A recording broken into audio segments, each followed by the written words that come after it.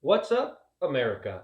Neil here with Geauga Firearms Academy. Thanks for watching. Today we're going to have a very, very important discussion about gun knowledge, gear and such, and legal knowledge. Okay? Important stuff if you're carrying a gun every day. Neil, come on, it's time to make a video now. Oh yeah, it's the other channel today. Hey, sorry about that, guys. We got to pay the bills somehow, and it's definitely not through YouTube. So sometimes our channel get a little cross, so my bad. Anyway, back to the topic.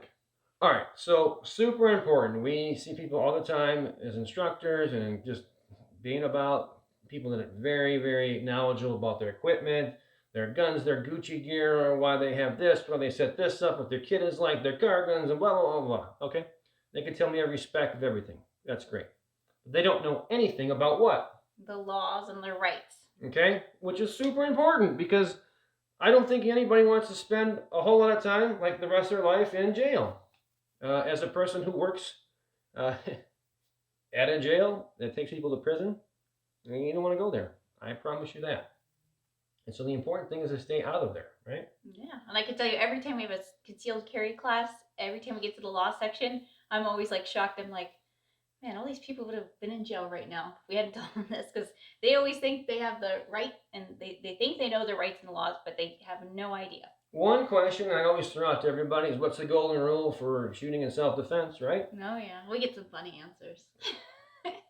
I mean, they're funny because luckily nothing happened, but people will be like, I don't even want to go there. I have YouTube, I don't want to go there. But trust me, there's some colorful answers in there. And the truth of the matter is, what is the answer to the golden rule of no matter where you are, realistically? I mean, are you an attorney? No. I'm definitely not. We're not representing legal advice, but when it comes to defending our lives or our loved ones, it's you shoot until the threat is stopped, or right, you can get away. correct, right? So that's the deal. Someone's coming at me with a knife, and I need to do something to change their behavior, and so that's how that works. And it could be that I start to draw my gun out. They see that, they don't want any part of that, and they leave. Then we don't shoot at all, right? Or we shoot it until they stop doing that. So there's that, right? Mm-hmm. Are all laws the same in every state? Absolutely not. Right. So you have to know, if I'm in Maine or I'm in Montana, there's going to be some different laws there, or California or Florida, whatever. And so if you're a person that's going to carry this gun, it's important that you know the laws so that you don't end up in prison for the rest of your life. And most importantly, laws change. So even if you were up to date and you knew all the laws and your rights when you started carrying, do you know what they are today? Because in Ohio, in the last 2 years, we've had two huge changes. So it's important to stay up to date on those. Absolutely. As a matter of fact, we have a booklet, which is kind of cool. Not every state does. But in that booklet, it's basically, we have what's called the ORC, Ohio Revised Code. So as an officer, if I wrote you a ticket for speeding or whatever, that code would be written on the actual law that you broke. But they make a booklet that kind of puts everything in layman's terms and then actually references those laws that they're talking about. So you could always go back and look at it. In that booklet, I think it's in the first 5 pages, somewhere in there, there's a big section in bold that says laws change. It literally says that. You can look it up. And then it says the Ohio Attorney General's website, so that you can go to that to see what's going on. Okay, so not to bring this into some big, long discussion about laws, but I want you to understand, I mean, from a law enforcement perspective, and I'm in the jails as well, and I see this every day. If you are in some type of situation where you use deadly force, you're more than likely going to be arrested. And so now think about this. I wouldn't want to be in our jail. I'm telling you that right now. Not at all.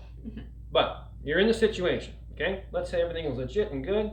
That doesn't mean that someone just comes over like, hey, high five, good job, you're out. It doesn't work that way. So you're going to have some type of legal strategy here moving forward. So there are a lot of different programs out there, and do your research. I'm not here to push anything on you. Those are great. Or maybe you're going to have a lawyer on retainer, but make sure you have some kind of plan. Yeah, how do I get out of this very bad place that I'm in right now?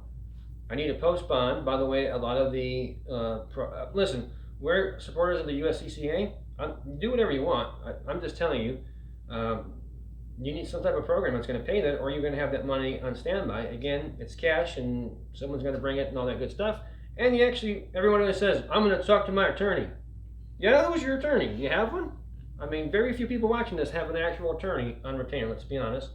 And there's a cost factor in that as well, and we get that too.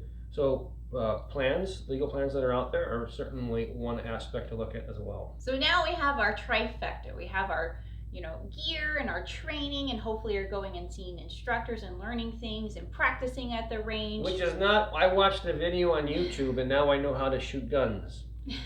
So there we have that portion. We have the legal portion, and then the last part we like to focus on is the medical, because if you're going to poke them, you should be able to patch them. Think about in your day-to-day, in your life, I mean, let's be realistic. The odds of us coming against a medical situation, car wreck, cardiac, stroke, whatever, Your injury. neighbor with a chainsaw. Okay, well We have anyway. some weird neighbors. No, I'm just kidding.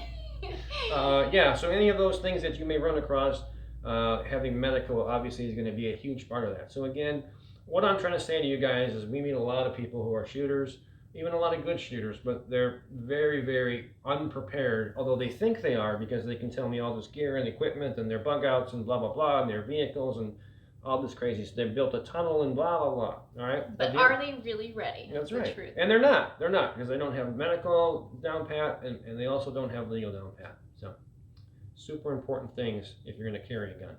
We hope you guys found this video helpful. If you did, please give us a thumbs up, a like, a share, a comment. We always love to hear from you guys. You can find us here on YouTube. Make sure you subscribe and click that bell so you get notified every time we put a video And go to out. all, because YouTube hates all of us. So, all. Oh, all On the right. bell. You can find us on Facebook, on Instagram, and we put all our premium content on Patreon. Until next time, remember, it's always better to be judged by 12 than carried by 6.